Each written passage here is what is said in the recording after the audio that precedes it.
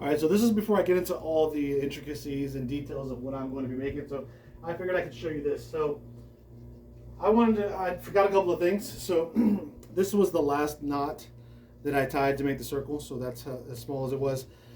There's a couple of things you could do.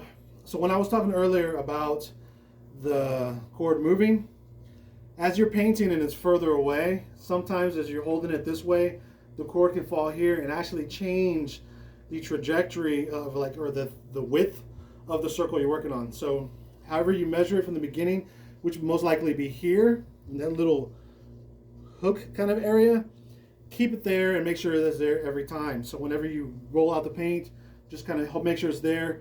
Make sure the little loop is on the tack or whatever you're using, nail, and then make the circle accordingly. Another thing is that as I was going, I would change the size of the knot as I was going. So I started with a bigger knot. I had to take it down and then tie a whole new knot in the middle, kind of measure that out, and then make sure that was going to work. And then go to the smaller knot, measure that out, make sure that was going to work. You can actually tie all the knots in the beginning if you want to. This might change different, like, because the knot has like some kind of spring action within itself. As you can see, that kind of happens. So you just want to be kind of careful and mindful of that as you're pulling on the cord this way. So when I say pulling on the cord, I mean this way. So you're holding it kind of tight as you're doing that. And but I choose to start at the bigger, the furthest circle, tighten up the loop to wherever it needs to be, make that circle, and then make the smallest circle last. And then, you know, as you can see here. So that's pretty much everything I can think of. Now, after you're done with all this, actually, you know, I'm honest, obviously you want to kind of, one thing that I would probably do is take a pencil or some sort of something and draw out the sigils or everything, the writing that I want to do before I actually do it, because, you know, we can actually mismeasure and everything. This is something I really want to just kind of like make sure you guys get if you're doing this for the first time, is that you never know, just because you have an idea of what it's going to look like in your head, always kind of lay out a plan, like a game plan, because just because it looks like a certain way in your head doesn't mean it's going to work out that way when you actually do it.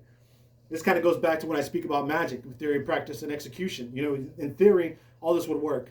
And then practice, you're like, okay, maybe this shit doesn't work. And then in execution, when you're actually doing it, other things come up that you never really would consider unless you actually do it. So that is, I'm not saying that you guys are like that, but there's a lot of armchair theorists out there who talk a good game, but they don't really know what the fuck they're talking about. Yeah, this is a good way to show yourself that and practice that on this plane, as opposed to like magically. You know, this is a magical act, but again, you want to add any kind of mixture. You want herbs, boil the herbs or whatever to it's kind of like a tincture, even to a tincture to a certain effect, or like a reduction type of mixture. You can mix that with your paints or whatever. You can add some of your own fluids, all kinds of things that you can do with this sacred act in order to make it more powerful. If you got some animal bone, you can mix some animal bone in there. If you're going to be doing some necromancy, if you can find some human bone, do that too. You know, crushed human bone powder, you can do that. There's all kinds of things you can do in order to enhance these energies. So yeah, I've spoken already about a couple of those things while I was making the video. I'm not going to try to go over everything now, but you know, definitely just do, if you have something that's really old, or if you have like maybe some human dust from like an ancestor, you want to make an ancestral circle, it's a great idea. Anything that kind of correlates with that.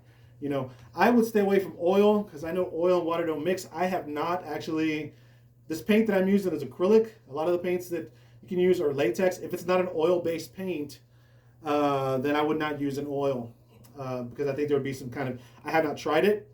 So if you do try it, actually do a little tester first, like down on the corner, see how it's going to react, how it's going to paint. If it paints fine, cool.